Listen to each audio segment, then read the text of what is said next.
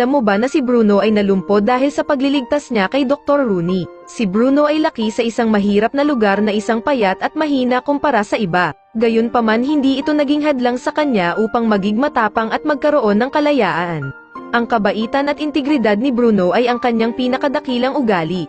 Kilala rin siya bilang isang mahusay na manlalaro ng local soccer sa kanilang lugar. Sa isang hindi inaasahang pangyayari si Bruno ay malubhang nasugatan at halos mawala ang pareho niyang binti habang nililigtas ang buhay ng dakilang inventor na si Dr. Rooney. Ikinalungkot ni Bruno ang pangyayari dahilan upang mawalan siya ng pag-asa sa buhay. Nabalitaan ng mga scholar at inventor ng Ereditio ang kabayanihang ginawa ni Bruno. At sa pangunguna ni Dr. Rooney ginamit nila ang kanilang pinaka-advanced na teknolohiya para makagawa ng synthetic cyborg legs para kay Bruno. Nang may kabit ang kanyang mga synthetic legs ay ikinagulat niya ang bilis ng kanyang pagtakbo na may kakayahang humabol ng mabibilis na modernong sasakyan. Bilang pasasalamat